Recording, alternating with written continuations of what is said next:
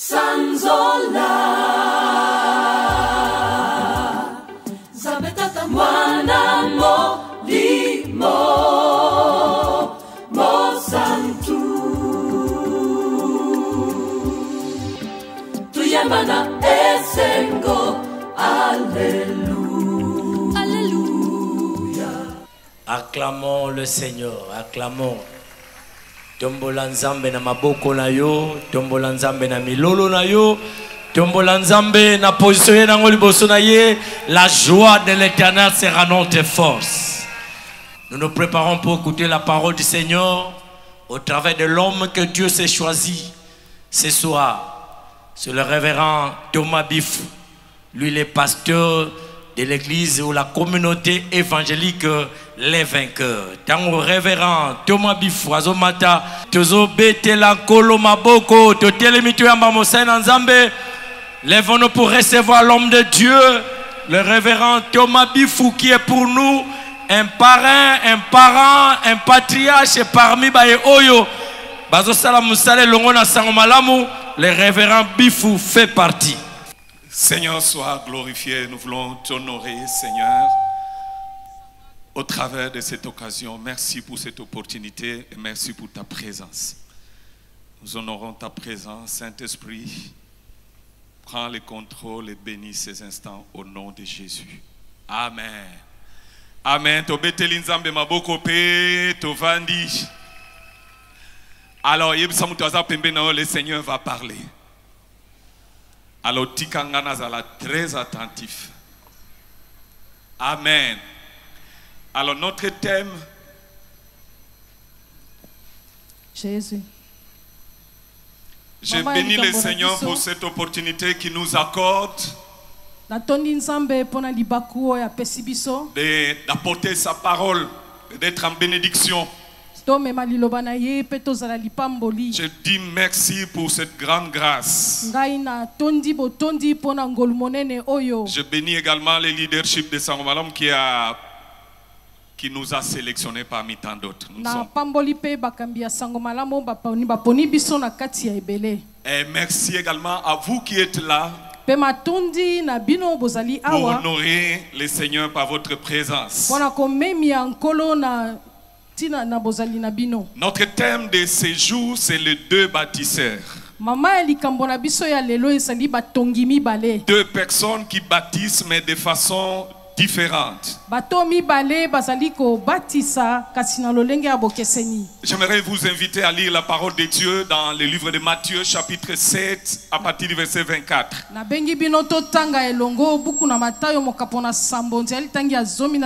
Je vous prie de vous mettre debout. Nous voulons honorer la parole de Dieu au travers de cette lecture. Il est écrit, c'est pourquoi quiconque entend ces paroles que je dis et les met en pratique sera semblable à un homme prudent qui a bâti sa maison sur le roc. La pluie est tombée, les torrents sont venus, les vents ont soufflé et se sont jetés contre cette maison. Elle n'est point tombée parce qu'elle était fondée sur le roc. Mais quiconque entend ces paroles que j'ai dites et ne les met pas en pratique sera semblable à un homme insensé qui a bâti sa maison sur le sable. La pluie est tombée, les torrents sont venus, les vents ont soufflé. C'est la même chose, hein? C'est la même chose. Là-bas, c'était toujours la même chose. La pluie, les torrents, les vents. Les vents ont soufflé et ont battu cette maison. Elle est tombée et sa ruine a été grande. Parole du Seigneur. Amen. Nous pouvons reprendre nos places. C'est Matthieu qui nous raconte cette histoire. Et cette parabole est parmi les paraboles les plus profondes également de la parole de Dieu. Vous savez, je vous rappelle que Matthieu, lorsqu'il parle, il présente Jésus comme le roi. Alors tout ce que nous lisons dans Matthieu, nous devons voir ça sous les lunettes de quelqu'un qui présente Jésus comme le roi. Déjà, dès le départ, au commencement, en présentant Jésus, il le présente comme fils de David et fils d'Abraham. C'est vrai, alors qu'Abraham vient avant David. Mais David, parce que David est roi, Jésus est de la lignée des rois. C'est pourquoi il a été qualifié pour faire de nous un royaume de sacrificateurs. Nous sommes des rois et des sacrificateurs dans la nouvelle alliance. Ce soir, je suis content de parler à un roi, à une reine. Est-ce qu'il y a un roi à qui je parle ce soir, une reine qui peut acclamer le Seigneur? En tant que roi, il est celui qui règne. Un roi est l'autorité de son royaume. Il n'est pas seulement roi, mais il est aussi seigneur. Un seigneur, c'est le propriétaire. C'est à lui qu'appartient tout le royaume.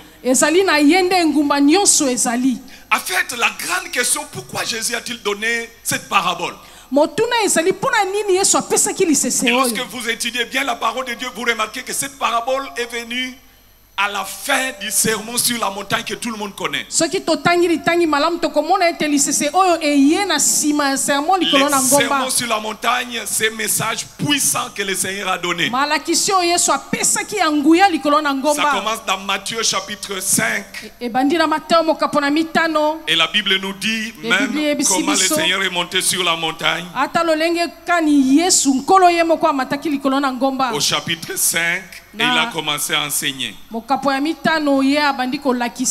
Le verset premier dit, voyant la foule, Jésus montant sur la montagne et après qu'il fut assis, ses disciples s'approchèrent de lui, puis ayant ouvert la bouche, il les enseignait. Il a enseigné des choses au chapitre 5. Il a enseigné des choses au chapitre 6. Il a enseigné les choses, il a continué au chapitre 7. Et pour conclure ce puissant enseignement au chapitre 7, il va donner la parabole. Et c'est très profond, une parabole qui conclut tous ces messages du Seigneur. Un enseignement complet et puissant du Seigneur Jésus. Si nous pouvons résumer tous ces messages dans ces 3 chapitres, je peux les résumer en 2 points. Il parlait du royaume de Dieu qui sont pour ceux qui ont un cœur transformé. Tous ces messages. C'est pour dire que le royaume de Dieu, c'est à qui appartient le royaume pour ceux qui ont le cœur transformé.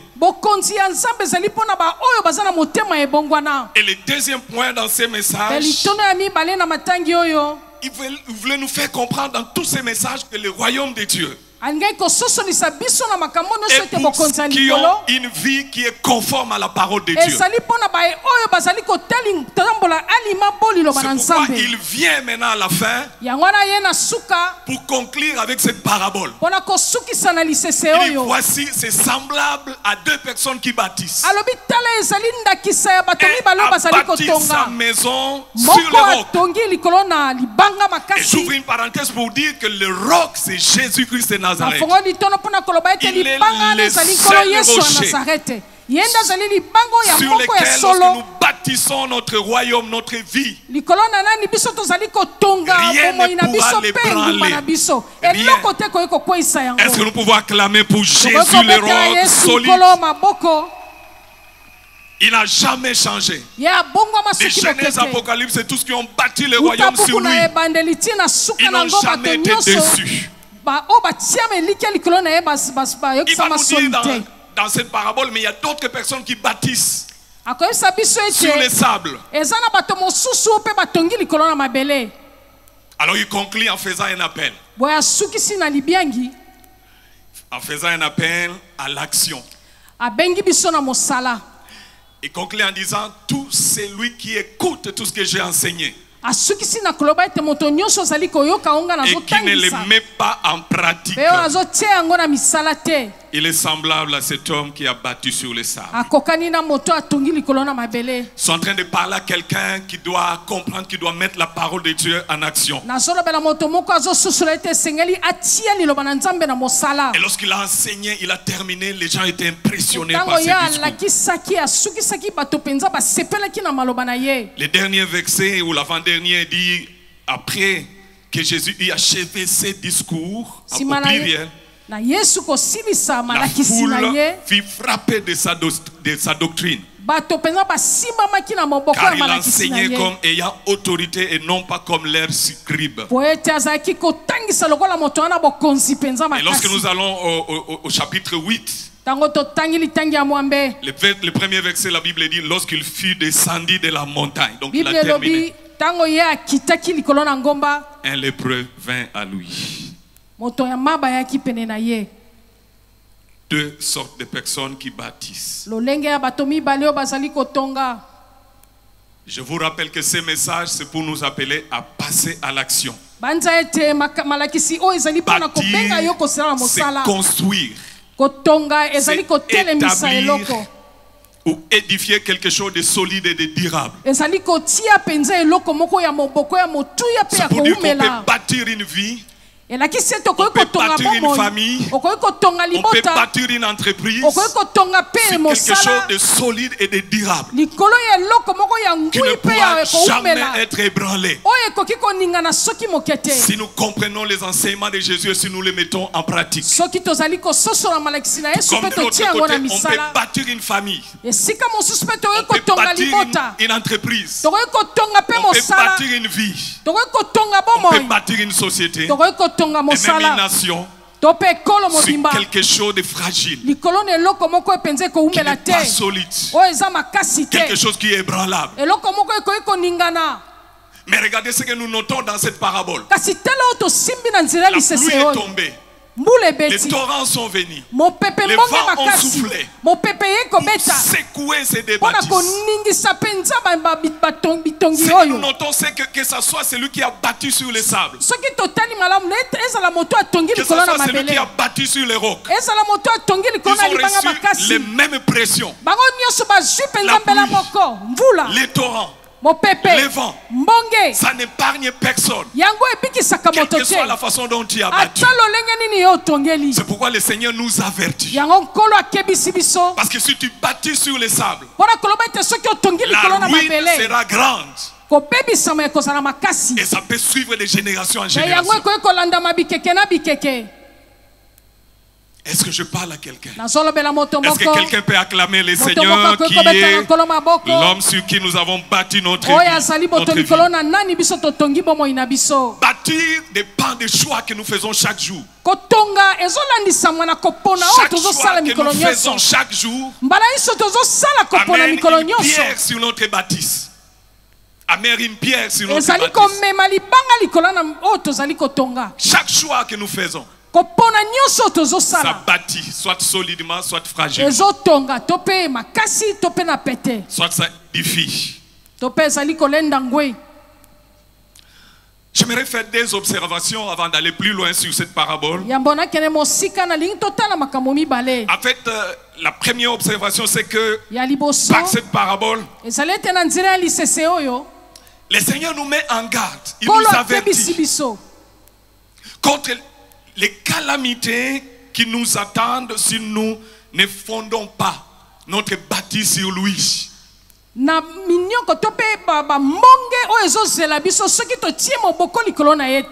Et c'est pourquoi Paul reprend cela dans 1 Corinthiens chapitre 3, le verset 10 et le verset 11. Il dit que chacun prenne garde à la manière dont il bâtit, Comment tu bâtis ta vie? Tu as fait un bon choix en venant à cette réunion. C'est une façon également d'édifier ta vie. Et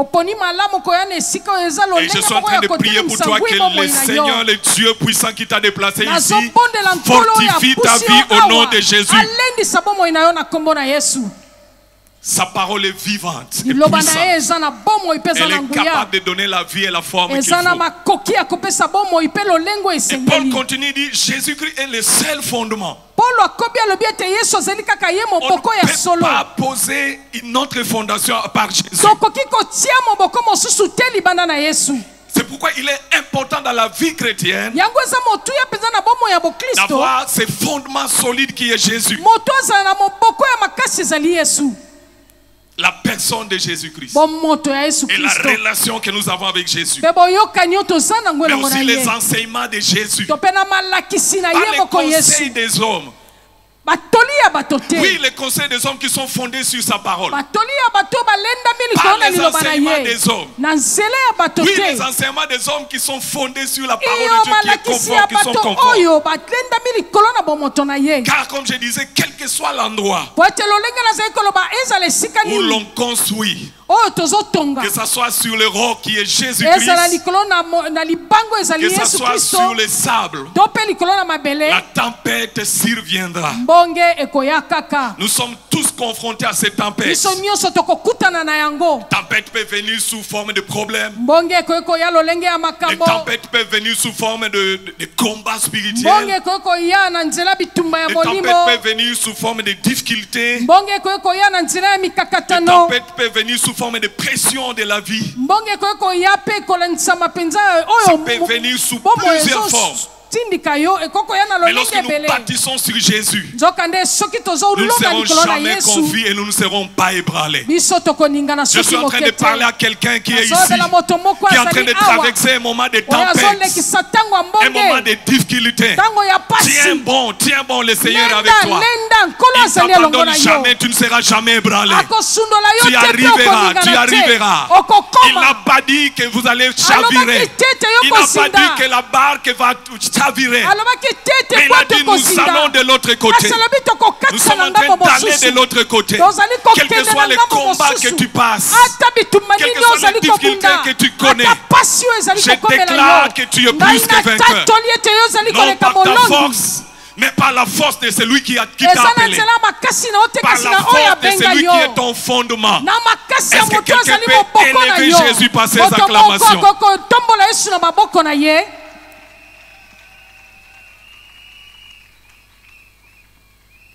Tiens, celui qui est à côté de toi, c'est à moi que le prédicateur est en train de parler.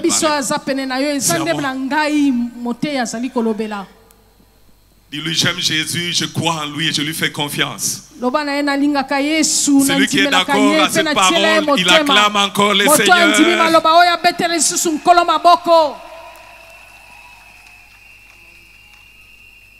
Voici deux caractéristiques d'une vie battue sur les sables. Une vie battue sur les sables. Comment on peut découvrir cette vie-là? J'aimerais que tu te regardes si tu vas te retrouver dans cette vie. Comment elle est caractérisée? Une vie battue sur les sables. Selon la parole de Dieu, c'est cette vie d'une personne qui entend la parole de Dieu, mais qui n'obéit pas à cette parole. En fait, c'est ça la conclusion des sermons sur la montagne. On entend la parole sans l'appliquer. Et par conséquent, elle produit une foi superficielle, une foi vulnérable, une foi qui ne peut pas résister aux tempêtes. Quand les tempêtes arrivent, c'est le genre de foi ébranlé par la tempête. Je me rappelle une femme qui avait perdu son fils unique. Les paroles qui sortaient de sa bouche, c'était des paroles choquantes. Je ne vais même pas répéter ces paroles. Et j'ai compris simplement qu'elle est en train de traverser des moments où les tempêtes étaient en train de frapper sur sa maison qu'elle a bâtie. bâti. Elle a déclaré des paroles graves qu'on ne peut même pas dire ici. Comment on peut savoir que ta vie est bâtie sur les rocs? C'est également lorsque tu traverses les moments de tempête. Quand tu traverses des moments difficiles. Ou même quand tu es placé devant un défi. Vous savez, des fois le Seigneur nous met à l'épreuve. C'est comme si certaines tempêtes venaient simplement de lui-même. Écoutez cette parole. J'aimerais que vous puissiez la lire avec moi avec attention. Matthieu chapitre 19. Matthieu 19. À partir du verset 16. Regarde comment le Seigneur éprouve quelqu'un pour voir quel est le fondement de sa vie. C'est fondé sur le sable ou sur les rocs. Matthieu 19, verset 16 à 22. Matthieu 19, 16 à 22. Et voici un homme s'approcha et dit à Jésus: Maître, que dois-je faire de bon pour avoir la vie éternelle? Jésus lui répondit: Pourquoi m'interroges-tu sur ce qui est bon? Un seul est bon. Si tu veux entrer dans la vie, observe les commandements. Lesquels? Lui dit-il. Et Jésus répondit: Tu ne tueras point, tu ne commettras point d'adultère, tu ne déroberas point, tu ne diras point de faux témoignages. Honore ton père et ta mère. Tu aimeras ton prochain comme toi-même. Le jeune homme lui dit: J'ai observé toutes ces choses. Que me manque-t-il? Waouh! Verset 21, Jésus lui dit: Si tu veux être parfait, va, vends tout ce que tu possèdes, donne-le aux pauvres, et tu auras un trésor dans le ciel. Puis viens et suis-moi.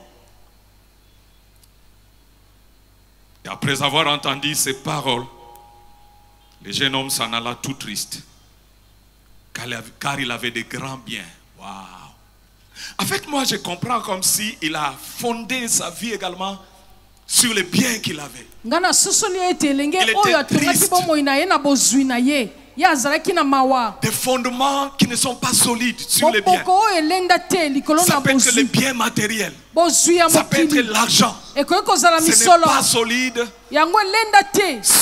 Si tous ces biens ne sont pas fondés sur Jésus, il est parti triste. Il a échoué au test. Que des gens bâtissent sur des fondements fragiles comme l'argent,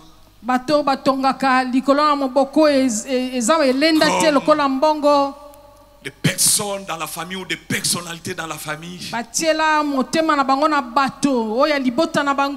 sur les biens matériels. Je me rappelle de cette dame, une servante de Dieu. Elle avait une mère qui était une servante qui était pour elle une bergère pratiquement. Elle était complètement disciple de sa mère, mais elle était pasteur. Sa mère est tombée malade. Gravement. Elle a prié avec instance pour que sa mère soit guérie. Le Seigneur a dit non, je la guéris. Je la reprends. Quand sa mère est décédée, elle était effondrée. Elle a dit: Seigneur, mais qu'est-ce que je deviens? Qu'est-ce que je deviens? C'est elle qui me conseillait tout. C'est elle, je dépendais totalement d'elle. Qu'est-ce que je deviens? Le Seigneur lui dit: tout ce qu'il y avait dans ta mère, toutes les valeurs, toutes les richesses qu'il y avait dans ta mère, c'est moi qui l'avais placé, qui les avais placées. Cherche-moi et tu trouveras toutes ces valeurs. En Jésus, nous avons tout. Tout. Même un homme ne peut pas nous donner tout ce qui est en Jésus. Jésus a tout. Nous avons la richesse, nous avons la paix, nous avons la joie. Nous avons l'argent, nous avons tout en Jésus. À ce moment, j'étais très malade, j'étais hospitalisé dans une clinique de la place. Je reviendrai peut-être sur ça plus tard. Mais j'étais en face d'un homme qui avait beaucoup d'argent. Et je me rappelle un des médecins m'a dit, il lui a dit ceci. Il a dit au médecin, faites tout. Faites tout pour que je m'en sorte. J'ai l'argent ici. Il lui a montré l'argent. Faites tout. Et le docteur m'a dit, j'ai vu des liasses d'argent qu'il avait. C'était beaucoup d'argent. Il avait ça à l'hôpital alors qu'il était malade. Mais quelques jours après, il nous a quittés. Il a laissé l'argent. Ce que l'argent ne peut pas te donner, Jésus peut te donner. Jésus te le donne. Est-ce que tu peux l'acclamer très bien? Jésus peut tout te donner. Il est mort. Amen. Je disais, c'est une vie instable. Fondée sur le sable, c'est une vie qui manque d'engagement réel vers le Seigneur. Ces jeunes hommes riches n'avaient pas d'engagement réel envers le Seigneur. Quand le Seigneur lui demande un engagement concret, il est tout triste. Alors qu'il oublie. Je parle à quelqu'un, il oublie que nous ne sommes que des intendants. Quelqu'un dit intendant. Ah, nayoki ote. Koto kutu nayoki te. Lobi intendant. Nous sommes que des intendants. Et toutes les fois que le Seigneur peut revenir, il dit donne-moi un peu ça, donne-moi un peu ça. Je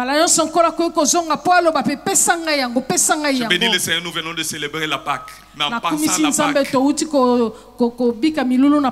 j'ai pensé à un homme, Joseph d'Arimathée. Il n'était même pas parmi les 12. Il n'était même pas parmi les gens qui étaient guéris ni ressuscités. Mais il avait compris qu'il était un intendant du Seigneur.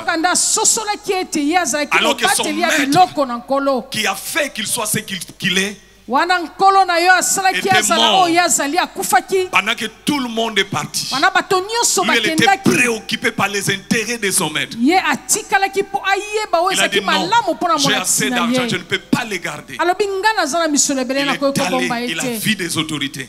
Il n'a même pas consulté les apôtres. Il a investi. Ça, c'est un intendant. Ça, c'est quelqu'un qui bâtit sa richesse sur les rocs. J'aime les exemples des intendants qu'il y a dans la Bible. Vous vous rappelez une puissante prière qu'il y a dans la Bible. Un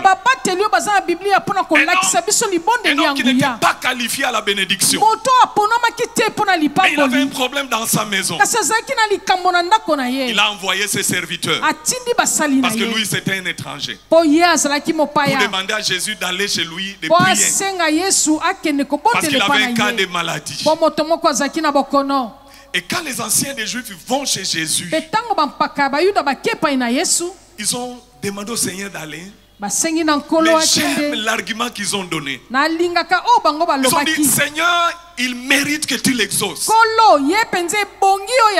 Il mérite que tu l'exauces. Et ils ont ajouté, c'est lui qui a bâti notre tabernacle, notre synagogue. Il mérite que tu l'exauces. En fait, moi je dirais, c'est un intendant. Ou encore, c'est un investisseur du royaume. Je ne vois pas le Seigneur résister. Parce qu'il était en face d'un investisseur du royaume. Le Seigneur est parti.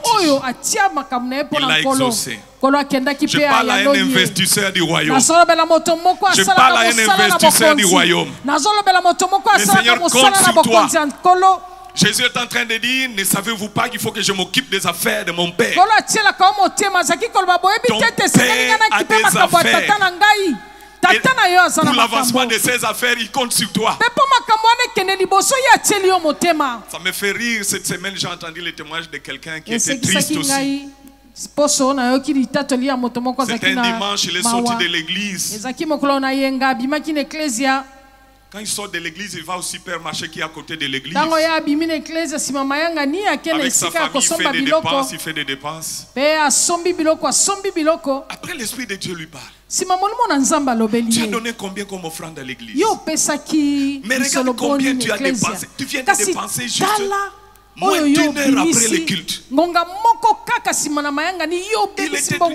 Il a dépensé plus de $100.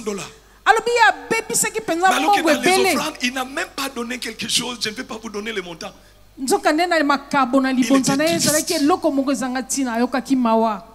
Sont en train de parler à quelqu'un, à un investisseur du royaume. Qu'il est temps pour nous de bâtir nos investissements sur le roc. Quelque chose de solide qui fera quand même de génération en génération. Que nos enfants puissent en bénéficier. Et surtout que cela puisse glorifier le Seigneur. Est-ce qu'il y a un investisseur ici? Est-ce que je parle à quelqu'un? Est-ce que je parle à quelqu'un? Est-ce qu'il peut acclamer le Seigneur s'il se reconnaît comme investisseur du royaume? Alléluia. Deuxième caractéristique d'une vie bâtie sur le sable. Sable sur des bases ébranlables. Justement, ce sont des personnes qui font confiance sur leur matériel, sur leur talent, sur leur popularité, sur leur richesse. Dans Luc chapitre 12, verset 16 à 21, la Bible nous parle de quelqu'un comme ça. Il a dit, après la récolte, mon âme, tu as beaucoup de richesses maintenant. Bois et mange. Car l'avenir est rose pour toi. Tu as beaucoup de richesses. Tu penses à quelqu'un qui a comme ça des comptes en banque et tout ça. C'est pas mauvais, c'est très bien. Mais alors le Seigneur lui dit, cette nuit, ton âme te sera redemandée. Et tous ces biens, à qui cela reviendra-t-il? La chute de cet homme a été inévitable. Parce qu'il a mis sa confiance sur des richesses. Et il était riche pour lui-même et non pour Dieu. Jacques chapitre 1er verset 22 nous dit, mettez en pratique la parole, ne vous bornez pas à l'écouter. Cette parabole est un appel de Dieu à passer à l'action. C'est un appel à s'attacher au vrai cep qui est Jésus-Christ. C'est un appel à s'attacher à l'écoute de la parole de Dieu et à l'obéissance à sa parole. Paul avertit son disciple dans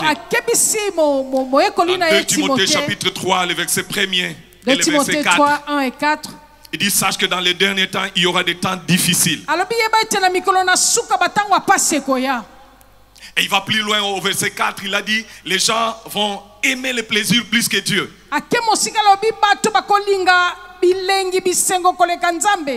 Ils vont donner, ils vont louer le Seigneur, ils vont s'approcher de Dieu comme ces jeunes hommes riches. Mais ils vont aimer le plaisir plus que Dieu. Ils vont aimer les distractions plus que Dieu. Ils peuvent même se mettre à adorer une créature énorme. Nous vivons des moments où des chrétiens qui n'ont jamais été très proches du Seigneur, qui ne se sont jamais approchés de Dieu, qui s'approchent maintenant, qui s'approchent du diable. Voyons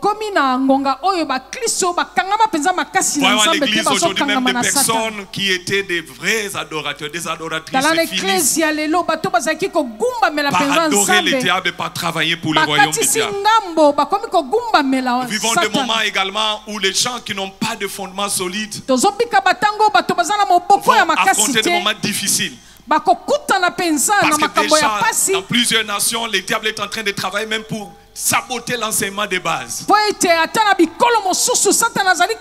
n'accepte même plus la religion dans certains pays. On change les choses. On permet des choses qu'on ne pouvait pas permettre. On peut changer même des sexes. On peut faire n'importe quoi avec des enfants de 8 ans. Les enfants de 15 ans, n'en parlons pas, même de 12 ans. Et si cet enfant n'a pas reçu un fondement solide, la ruine sera inévitable. Le moment où Satan essaye de saboter, vivons un temps où il y a un déluge grave de corruption. Des moments d'effondrement moral total. O penza bongo to makanisi ezali ko beba Un jour, penza. j'ai reçu un enfant de l'église qui m'a raconté des choses. Mokolo mosuna yambaki mwana moko na Je eklesia ne abetela pouvais kinga pas makambo imaginer que moko. ces choses étaient dans notre église. O nakokai kokanisa te ete Je eza croyais na que c'était eklesia na des biso. choses que nous suivons à la télé, dans d'autres Nakanisaki pays. eza makambo totalaka na bitando na Il bamboka était dans mosusu. toutes ces choses-là Ye azalaki na makambo que nyonso Romains wana. chapitre 1er décrit. Romain 1 ezotalisa yango. Vivons des moments graves. Tozobika batango ya pasi. Le diable a libéré un esprit Diabulu de penza convoitise atindi molimo ya bilulela. qui emporte la nudité partout et Oyo la ezali perversion. kotalisa bolumbu pe Il y a kobebisama un bain bisika nyonso. d'impureté qui tourmente même les vrais chrétiens qui sont fondés Bosoto sur ekomi Jésus. kobebisa penza kotungisa Et ceux bakristo qui ne sont batia pas moboko na accrochés Yesu. sur les rochers, Bao bazokangama Ils finissent penza par na céder. libanga bazali komitika. tiens bon, le Seigneur est avec toi. Lenda kolo aza elongo na yo. Bâti sur Jésus-Christ, est-ce que tu peux l'acclamer, le Seigneur qui nous arrose? Betela nkolo maboko Tiens azali ferme kosopela dans la biso mai. tempête. Tiens bon, Lenda penza tango makambo ya makasi le Seigneur yenye. est avec toi. Kolo aza elongo na Des yo. choses pour terminer de ceux qui s'accrochent sur le Seigneur. Makambo mibale Ceux qui mpona ont des kosukisa na fondements bato solides. oyo baza na moboko elenda. On peut remarquer dans leur vie, ils tiennent ferme pendant la tempête, pendant les épreuves, pendant la Tokokomona na crise. bomoi na bango ete bango bazoyika mpiko penza Pendant na la tentation. ntango ya komekama ya Et mopepe la to mpe Bible ya déclare mbonge. dans le psaume chapitre 46 verset 2, Biblia ezotatola na psaume Dieu 46:2 est pour nous un refuge, ete nzambe azali mpona Un biso appui. ebombamelo un eyikamelo secours qui ne manque jamais dans la détresse. lisungi oyo ezangaka te na ntango na pasi. Et dans la version parole de vie, il est écrit, Dieu est pour nous un abri solide et sûr. Na parole de vie balobi ete nzambe aza mpona biso esika ya kobatama Il est toujours mpenza. prêt azalaka ntango À nyonso nous aider dans les malheurs. na makoki ya kosunga Tu biso na ne pasi. tomberas pas dans les malheurs. Okokweya Toi te na qui mbeba. t'accroches à Jésus, Yo oyo ozali quelle que soit la kokangama na tempête, Yesu. quel que soit Ata le vent, quel que monge, soit ata le torrent, mopepe, tu ne ata tomberas kake. pas au nom de Jésus. Okokweyisama te Tu na ne kombo na tomberas pas Yesu. au nom de Jésus. Okokweyisama Parce que te na Jésus est kombo ton na Yesu. secours. Po ete Jésus Yesu est ton azali abri. lisungi ye azali ebombamelo na yo. Deuxièmement, ceux qui bâtissent sur les rocs, Ya mibale mpona oyo bazotonga ils likolo na possèdent un libanga. fondement inébranlable Bango ici-bas. moboko na bango elenda mpenza eninganaka te. Ils manifestent la paix. Bango Même dans batalisaka les kimia. chaos. Ata esika mpenza eloko moko Pendant les malamu moments ezali difficiles, ils te. reçoivent les directions de Dieu. Na bangonga ya pasi bango bazozwa nzela Ils ne kote sont epai na pas nzambe. ébranlés par des moments Bango difficiles. baninganaka te ntango mbonge Parce que le ye. Seigneur leur vient en aide. Po ete nkolo ayaka Je kosunga prie bango. pour quelqu'un. Nazali Alors que la kobondela mpona moto tempête moko. viendra. Wana Alors que le mopepe torrent ekoya. viendra. Wana Alors mbonge que le ekoya. vent soufflera. Wana bakake pe mipepe Que le ekoya Seigneur te ekoya. garde. Nkolo abatela yo. Tu ne chaviras pas. Okokweya Tu ne te. tomberas pas. Okodinda Parce que te. c'est lui qui vit en toi. Po ete oyo azali Il est kobika kati puissant. na yo. Il Aza est na puissant. nguya. Aza na Et il est nguya. grand, il est fidèle. Aza Est-ce que tu monene peux pe azali l'acclamer? sembo. Tu peux Okoki l'acclamer. kobetela ye maboko.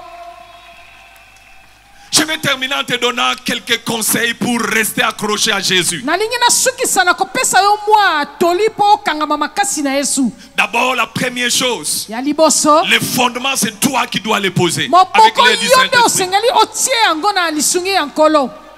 En décidant à donner ta vie à Jésus, tu poses le fondement. Nakozwa ekateli pe na kopesa bomoi na yo na Yesu ozali kotia moboko. Premier conseil que je te donne, Lite ya liboso.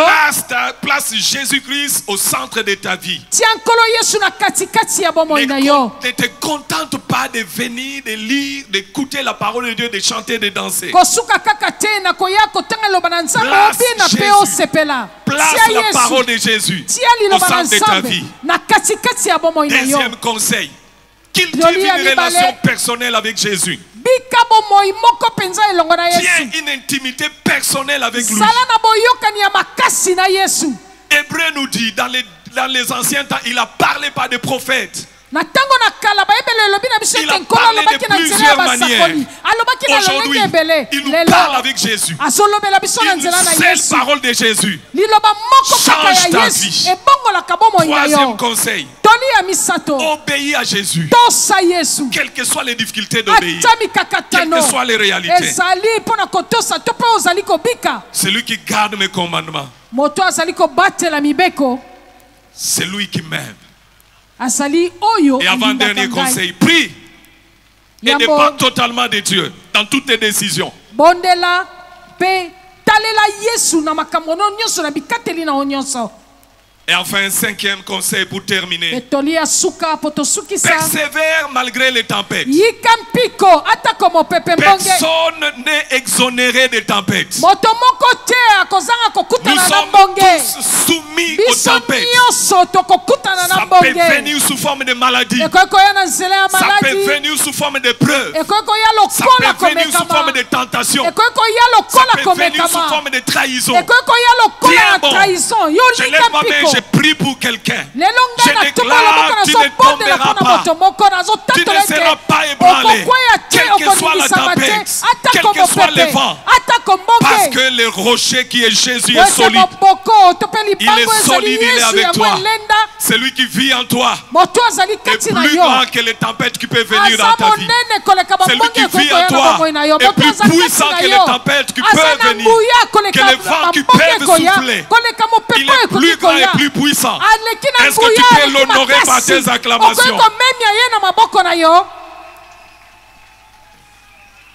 Est-ce que tu peux encore faire mieux que ça? Je termine déjà. Tu peux faire mieux que ça. Tu peux faire mieux que ça. Alors que tu l'acclames, tu l'honores. Alors que la pluie t'arrose, tu es arrosé par ses forces. Sois arrosé, acclame le Jésus de Nazareth. Il n'a pas changé. Il n'a pas changé. Il est le même. Hier, aujourd'hui, éternellement. Nous allons baisser nos têtes dans la prière et nous allons prier. Nous allons prier le Seigneur. Nous allons bénir le Seigneur. Tu es le roc sur lequel ma vie est bâtie. Seigneur, je ne serai pas ébranlé. Est-ce que tu peux prophétiser sur ta vie? Tu peux déclarer sur ta vie. Prophétise, déclare. Seigneur, tu es le roc. Tu es le roc. Tu es le roc. Tu es le roc inébranlable. Tu es le roc inébranlable. Ma vie ne sera jamais ébranlée. Oh, je n'entends pas la voix de quelqu'un. Je ne serai pas ébranlé. Je sais que le vent soufflera. Je sais que les torrents viendront. Je sais, Seigneur Dieu, que les tempêtes arriveront. Je ne serai pas ébranlé. Ma famille ne sera pas ébranlée. Ma vie ne sera pas ébranlée. Ma famille ne sera pas ébranlée.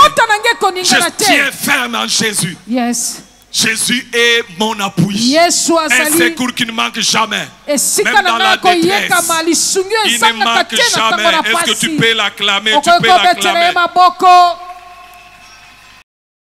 Sanzola Zabetata mwana molimo Mosantu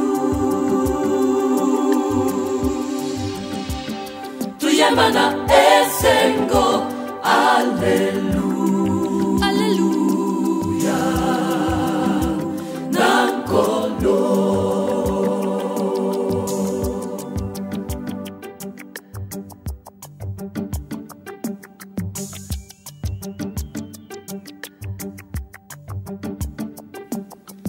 Sanzola Zambetata mwana molimo Mosantu Tuyembana esengo Alleluia Alleluia Alleluia Nankolo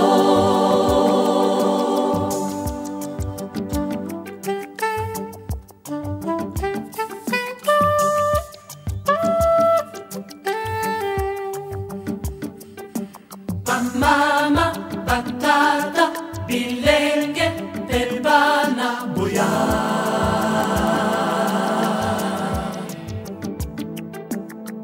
Yake tusangana.